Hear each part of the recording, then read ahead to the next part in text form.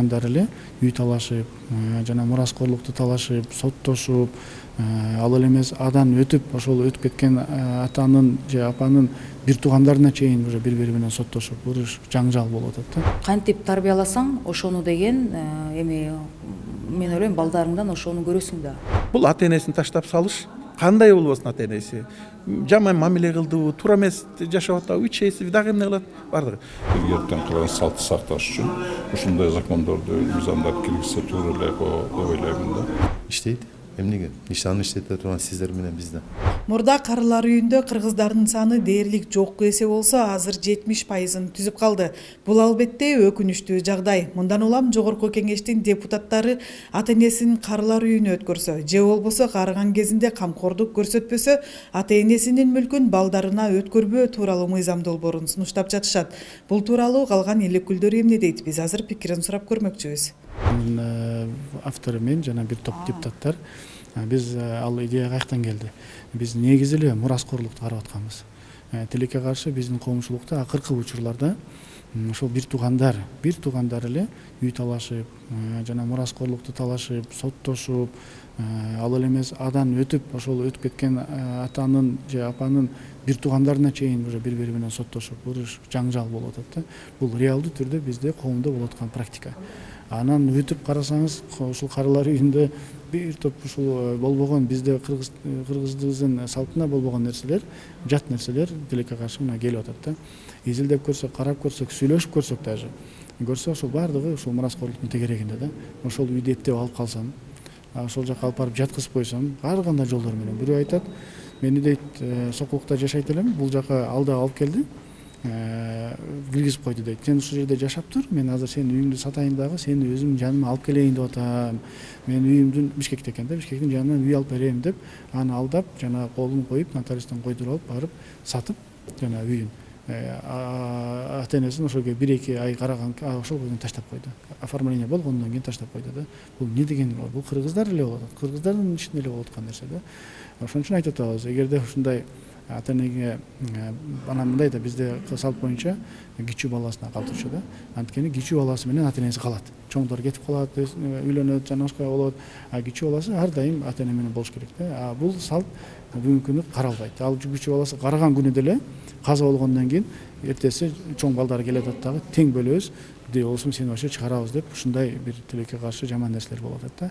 Биз айтып атабыз 5 жылдан кем эмес. Демек ал баягы эле кичүү баласы. 5 жылдан кем эмес караган балага ошол үй калсын деп. Башка мураскорлору алар, пожалуйста, алар бөлүнүп башка балдарына бериле берсин деп. Бирок дагы бир жери бар.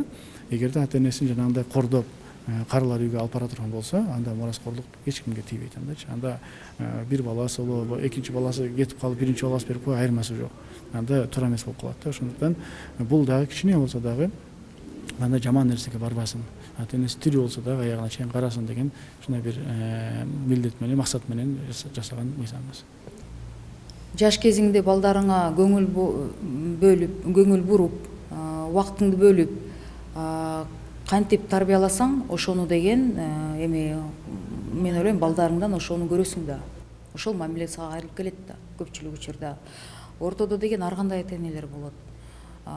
Балдарын жанакындай көп жатпай зордук зомбулук болуп сабап өмүр бою, анан иштей турган ата эне иштебей, жаш кезден балдарды иштеткен убакыттарды, мисалы мага көп каттар келет да, атабыз жардам бербейт, же балдарын таштап кетип туруп алименттерин төлөбөй койгон ата энелер болуп атат ажырашып кеткенде, же ажырашпай туруп балдарына көңүл бурбаган, аялына көңүл бурбаганда мырзалар да болуп атат. Же балдарын менин эле туугандарымдын арасында ошол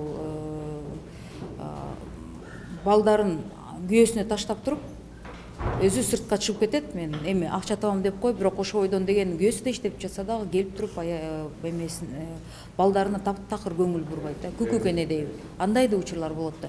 Кийин анан бул адамдар карыганда деген жок мен карып калдым, жаш кезинде кемчиликтерин мойнуна албаган 90% учурларда ушундай болуш керек деп мен ойлойм да. Көңүл бурбай анан деген жок мен карадым, сен мага карыйсың десе, мүмкүн балдарын деле көңүлү калып калганда ошол учурларды эске алыш керек. Анан мажбурлап эле жок мындай сен мындай карыйсың десең, ооба биздин салтта биз аксакалдарды, ата энелерди кадырлап барктап урматтайбыз улууларды. Мен деле ошондой тарбия көргөм да. Мына атамдын көзү жок, апама өзгөчө сый урмат менен апамдын сөзүн эки кылбайм да. Бирок ошол эле учурда мен атамдын тарбиясы, менин маркум атамдын азыркы жаныбызда жүргөн апамдын тарбиясын көрүп жатам да, мамилесин. Бул деген көп нерселер деген сен кандай мамиле кылсаң кийин ошол мамиле кайрылып келип атпайбы? Мен ойлойм ушундай учурлар болот. Анан мажбурлап туруп, жок сен мага карызсың, кандай кылыш керек, тигиндей кылыш керексиң десе, коомдо элге жага турган мыйзам, улуу катмарда улуу ата энелерибизге жага турган мүмкүн мыйзам, бирок ортодо деген жанакындай учурларды эске алыш керекпиз деп ойлойм да. Мен округумда бир карылар үй бар, анан бир жанагы интернет бар, кичинекей балдар. Эми бир сөз менен айтканга болбойт. Карылар үйүндө көпчүлүктөрдүн бир жарымысынын балдары бар. Жайында алып кетет экен, өлгөндө алып кетип көмүшөт. Текке карашы бир 70% кыргыздар. Негизи кыргыздарды мен илгери барчымын. Бир 2-3 кыргыз эле жүрчү эле. Азыр кыргыздын пейили бузулду. Бул ата энесин таштап салыш, кандай болбосун ата энеси. Жаман мамиле кылдыбы, туура эмес жашап атабы, үчейси дагы эмне кылат бардыгы. Бирок баргандачы мындай да, буларга эмне керек жок. Эмне керек? Сиз менен мен керекмин. Сүйлөшө турган киши керек. Бара турган киши. Биз жөн эле сүйлөй беребиз. Дежурный мыйзамды миллион мыйзам чыгарайлык. Бирок аларга сүйүнүгүм алып келип берет. Ошол энелик мээримди отурат да, аларга эмне керек? Баласынын, келинин бир чыны чайы. Болду, эч кандай дары керек жок, эч кандай акча керек жок. Ошондо кээ бирөөлөрдүн көзүн карасаңыз, ушунчалык бир мындай кайрылып барсам бир артка дегендей болуп атат да. Ошол үчүн Ушул мыйзам долбоору иштеп кетеби? Алар биз биле тургандар. Канча ата энебиз бар, үйлөрүндө айылдарга калтырып, дом престарелыхта эмес, үйдө камап койгонбуз, Москвалап, Россиялап, тентип жүрөбүз. Энебизге бир жумада бир чалып коюп. Андайлары канча? Андайлар дагы миңдеген, 100 миңдеген адам бар. Кээ бирөөлөр телевизордон карап ойлой берет да, мен ата энем, ата энең күтүп отурат сени, күнүгө күтүп отурат. Биз эмне кылып атабыз? Ата энебиз эң акыркысында. Биринчи жумуш, той, анан колубуз бошогондо ошонун баарынан ата энебизге барат. Алчы, ал деле коомубуз оорулуу. Пейилибизди көтөрүшүбүз керек. Биз бүгүн кээ бирдечи баягы бир бала айткандай элечи, мама дейт, эмне? Мен сени телефонуң болгум келет. Эмне десем? Сен ушу сөзүңдүн телефонуңду карагандай мени карап отурсаң, ошол эле бактылуу болот элем дейт. Мына биз бүгүн ата энебизди да карабайбыз, балабызды карабайбыз. Биз только телефонду тиктеп эле отурабыз. Эртеден кечке чейин.